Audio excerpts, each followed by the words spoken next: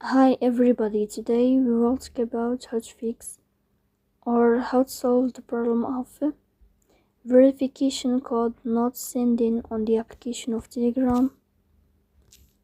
You will click on settings. In this page, you will go to apps, default apps, app settings.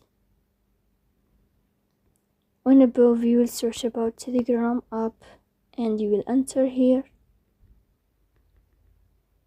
Then in this page of app info, you will click on first stop and you will click OK.